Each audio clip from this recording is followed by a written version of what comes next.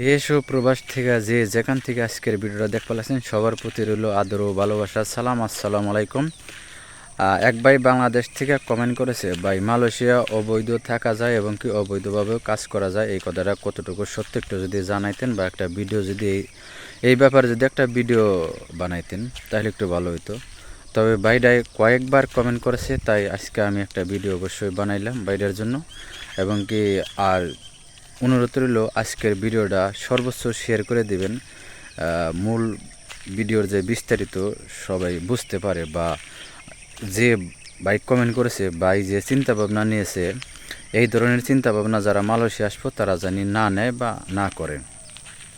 ভাই লিখেছে, ভাই আমি যদি মালয়েশিয়া যাওয়ার পরে যদি কোম্পানির সুযোগ সুবিধা বা ভালো না হয় তাহলে আমি কি কোম্পানির থেকে বাইরে যে কাজ করতে পারবো কিনা বা কোনো সমস্যা হইব নাকি একটু যদি জানাইতেন। তবে ভাই সর্বপ্রথম একটা কথা বলবো, সবসময়ই আমরা মুসলমান ভালো কিছু আশা করি সবসময়ই, ঠিক আছে। তবে আল্লাহর প্রতি বিশ্বাস রাখতে হইব এবং কি ভালো কিছু আশা করার চেষ্টা করা লাগবে আর ভালো কিছু করারও চেষ্টা করা লাগবে। তবে আপনি আসার আগেই যদি খারাপ মন্তব্য করে থাকেন বা আপনি অন্য চিন্তা ভাবনা করে থাকেন তাহলে এটা ভুল ধারণা। কারণ কিসের জন্য, একটা কথা বলি উদাহরণ দেয়া, মানে মা বাপ ছাড়া সন্তান কিভাবে মানুষ হয় এটা আমরা বা আপনি ভালোই জানেন ভাই। তবে যাই হোক, মা বাপ ছাড়া সন্তান মানুষের লাত্তি উষ্টা খাইয়া তারা মানুষ হয়। তবে প্রবাসে সেম, আপনার যদি পাসপোর্ট আর ভিসা যদি না থাকে তাহলে সেই ক্ষেত্রে আপনার কোনো মূল্যায়ন নাই বা আপনার কোনো ভালো কোনো কিছু আশা করা যায় না। কারণ কিসের জন্য, আপনার যদি যেমন একটা কোম্পানিতে আপনি আসছেন ওই কোম্পানিতে যদি আপনি থেকে কাজ করেন তাহলে আপনার অন্য একটা থাকে আর কি, আপনার অন্য একটা দাম থাকে বা ভালো একটা পজিশনে যাওয়া যায়। কাজ করতে করতে দেখা যাচ্ছে আপনার যদি কাজের দক্ষতা ভালো থাকে বা ভালো হয় তাহলে কাজ করতে করতে ভালো একটা করা যায়, পজিশনে যাওয়া যায় বা ভালো একটা অ্যামাউন্ট ইনকাম করা যায় মালয়েশিয়ায় বা যে কোনো রাষ্ট্রে প্রবাসে, যদি আপনার দক্ষতা ভালো হয় বা ভালো থাকে।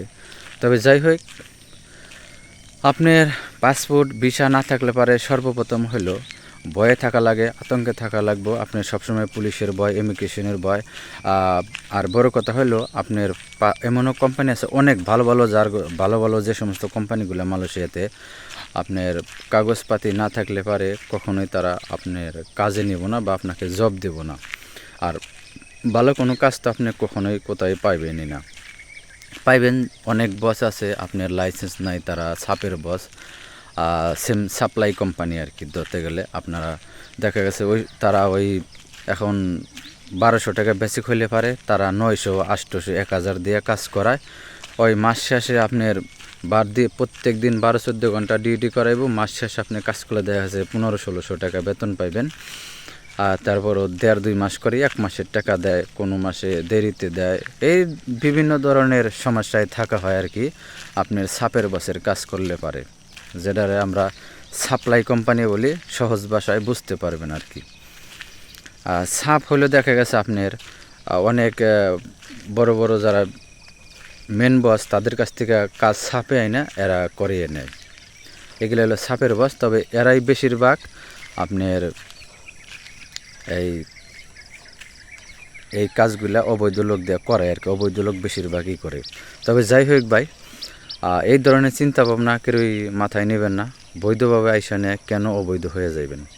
আপনি দেখা গেছে মালয়েশিয়া 3-4 লাখ টাকা দিয়ে আইসা আবার বৈধ হয়ে যায়, অবৈধ হয়ে যাইবেন বৈধভাবে আইসা, এটা কখনোই ঠিক না। তবে অনুরোধ রইল ভাই, যদি মালয়েশিয়া আসেন তাহলে অবশ্যই আপনি কোম্পানিতে থাকার চেষ্টা করবেন। আর যারাই আসেন যত পরিশ্রমী হোক বা যত কষ্টই হোক, ভাই একটা কথা আছে, মানে কষ্টের পরে সুখ আর সুখের পরে কষ্ট, এই দুইটা জিনিস, সুখ আর কষ্ট, ভালো মন্দ, এই দুইটা জিনিস সব জায়গায় আছে। আর প্রত্যেকটা ক্ষেত্রেই মানে দুইটা করে সাবজেক্ট আছে, ভালো মন্দ, কষ্ট, সব জিনিসই একটা আছে।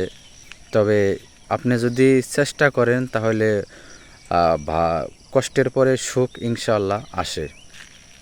তবে যাই হোক, আপনারা যারা মালয়েশিয়া আসবেন, এই ভাইয়ের মতো যারা চিন্তা ভাবনা করছেন বলে আমরা মালয়েশিয়া যাওয়ার পরে বা পাম বাগানে আমরা যাব, কিন্তু আমরা ওই কাজ করব না। আমরা কোম্পানি থেকে বাইকে যাই ফ্যাক্টরিতে কাজ করব, বা আমার আত্মীয় স্বজন আছে তাদের কাছে যাই আমরা কাজ করব। তবে এই ধরনের চিন্তা ভাবনা যদি করে থাকেন ভাই, অনুরোধ করব আপনারা মালয়েশিয়া আসবেন না। কারণ কিসের জন্য? মালয়েশিয়ার পরিস্থিতি খুবই খারাপ। মালয়েশিয়া আপনার পরিস্থিতি ধরতে গেলে এখন কাজ নাই, কাজের সংকট, লোক বেশি। তবে যাই হোক, আর বর্তমান যে সকল বাইরে মালয়েশিয়া আছেন অবৈধভাবে, অবশ্যই সতর্কভাবে থাকবেন। কারণ কিসের জন্য? মালয়েশিয়া খুবই এখন ইমিগ্রেশনের চাপ চলছে। যাই হোক, সবার প্রতি দোয়া রইল। আর মালয়েশিয়ার সরকার যেন অতি তাড়াতাড়ি অবৈধদের বৈধ হওয়ার সুযোগ দেয়। তবে যাই হোক, আপনারা যারা মালয়েশিয়া অবৈধ আছেন অবশ্যই সেভে থাকবেন। প্রয়োজন ছাড়া কোনো জায়গায় বাইরে চলাফেরা বা ঘোরাফেরা করার জন্য, আড্ডা দেওয়ার জন্য যাইবেন না। যে জায়গায় আপনার প্রয়োজন না গেলেই হয় না, সেই জায়গায় যাবেন, তাও সেভ মতো।